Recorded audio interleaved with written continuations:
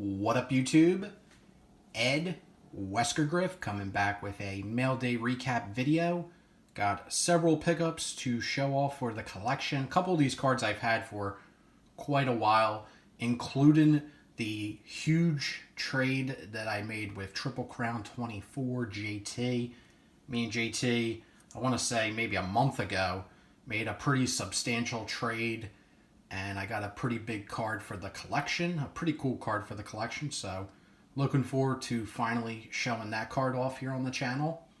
But before I get into any of that, I do want to give a shout out to a good friend, a guy that always leaves amazing comments on my videos, but also other people's videos. I've seen him around.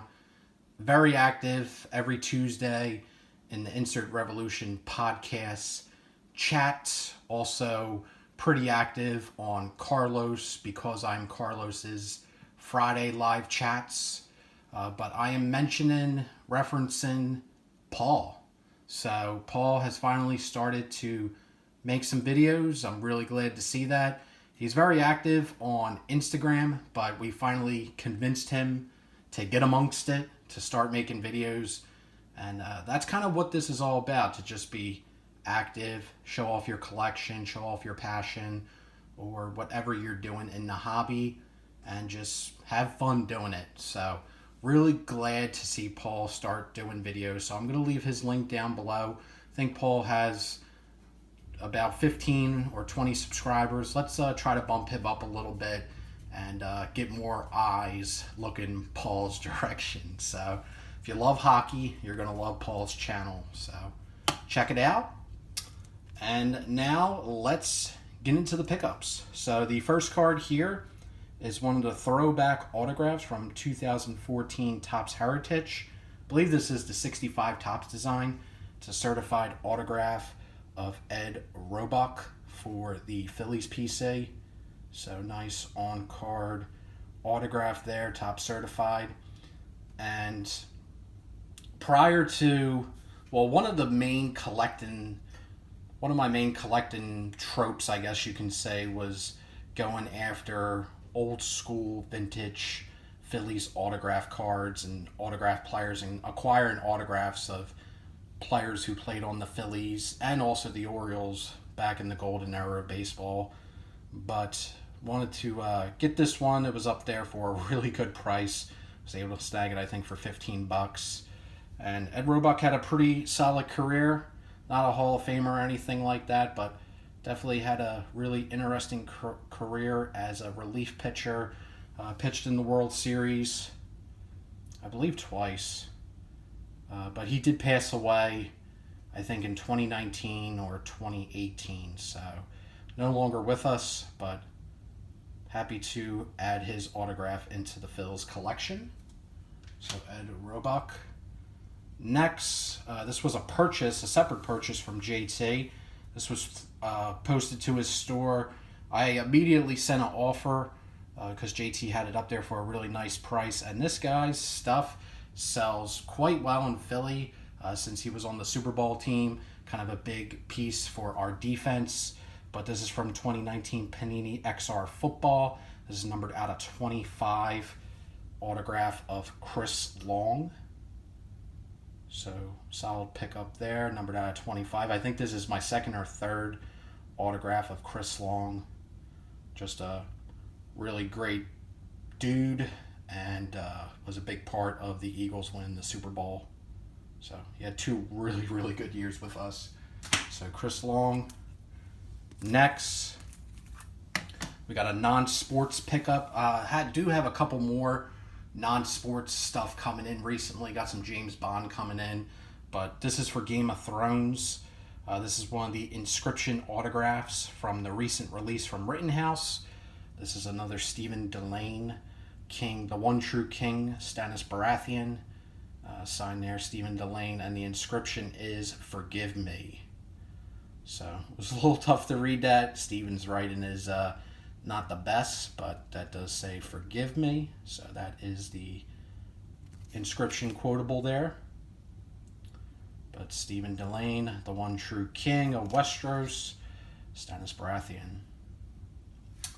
So added that to the collection.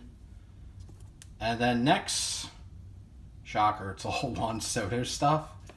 So the first card here, this is from 2018 Topps Heritage High number.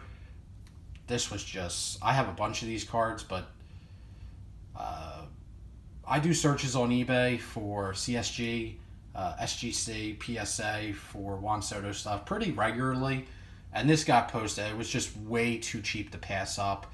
I saw it up there and I'm like, well, it's just ridiculously cheap. I'm just going to buy it, even though I already have several copies of this card, and it is in a CSG Mint 9. This was only $18, I think, shipped. $18 or $19 shipped. That's just ridiculous. I'm pretty sure this card raw is at least $10. So the person that sold this probably took a loss, but I mean, it's a Mint 9 of a Soto rookie. I mean, less than $20. Seriously, I know CSG slabs are dirt cheap. You can get some sellers like wholesaling them for pennies on the dollar, but for this, it's just a absolute no-brainer. I'll take that every day. Just ridiculously cheap there, in my opinion, for this card. So added that to the collection. Another one. Next, this card was interesting. I bought this card maybe like 2 months ago, and in my procrastination and letting mail pile up, I never got around to showing it. I thought I got a good deal on it, and then a PSA 10 equivalent got listed like 2 weeks later, and for what the PSA 10 sold for, I would have paid that in a heartbeat, but it ended at a weird time, so I didn't place a bid, to my frustration. But this is from 2020 Topps. This is the Juan Soto Black in a excellent to mint 6. So the black is numbered out of 69. This is numbered 1 out of 69. And the issue on this card, it's a surface issue. Looked it over. There is some type of printing defect in the center of the card here, where there's just a print line. You probably can't see it on camera. It does in person. Takes a little bit of sleuthing, but you will see it on the card. It's pretty visible right here, in my opinion. But you have to look up close to see the issue of the card. I believe I paid $45 shipped for this. But then the PSA 10, like I said, 2 weeks later, sold for, I think, barely under $100. And yeah, I was kind of pissed, because definitely would have paid that for a PSA 10 for this card. So, I mean, 45 to 100, that's, in my opinion, that's a pretty minuscule difference between a 6 and a 10. So I definitely would have bought the 10. But regardless, it's cool to add this card into the collection. Numbered Soto stuff is just really stupid right now, as more and more speculators and more people, more eyes are gravitating towards Soto, especially now that Tatis is hurt. Tatis goes down, and then I just see more people on Facebook asking any Soto available, so I find that quite interesting, but I digress. But yeah, so pick this up. So there's that. And the final card here is the card that I traded for with JT. Now, I traded JT the SGC 9.5 gold rookie debut of Shohei Ohtani. I believe JT already moved it. JT is the master of making trades and wheeling and dealing, and it's cool to see him use his craft to get new stuff and to acquire stuff. So I believe JT already made a move at a card show, or maybe it was even at the Dallas show, to move that Ohtani, but was able to just do a straight trade and add this to the collection. This is a second year Juan Soto on-card autograph, numbered out of 25 from Topps Tier 1. Now, and I knew this beforehand because this was listed in JT's store. Then I made the inquirement about potentially trading for this card. The autograph is very tough to see in person. It kind of blends in with the card. Like right there, you have to kind of tilt the card to see the autograph. So Topps kind of had a design flaw, in my opinion, on that card. Now, I knew that way ahead of time with all the pictures that JT had up there. So it's not a big deal to me. But yeah, there is the auto, but kind of a strange design there by Topps. But it's a real cool card to have into the Soto collection. It's now my third Soto autograph in the collection, but I'm not sure if I'm going to, and I might have mentioned this to JT, I'm not sure if I'm going to hold on to this particular card. I'm not sure if this is going to be a staple in the Soto collection, because the autograph, it does bother me a little bit how you kind of can't, if you go like this at the card, you can't see it.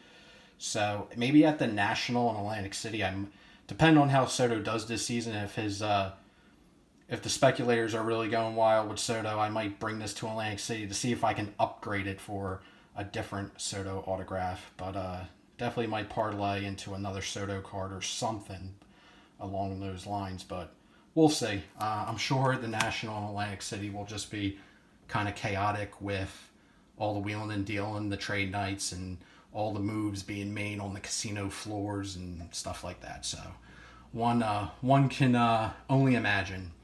But that's all I got for you guys. So appreciate you taking the time to watch the video. Again, check out Paul's channel. Get amongst it.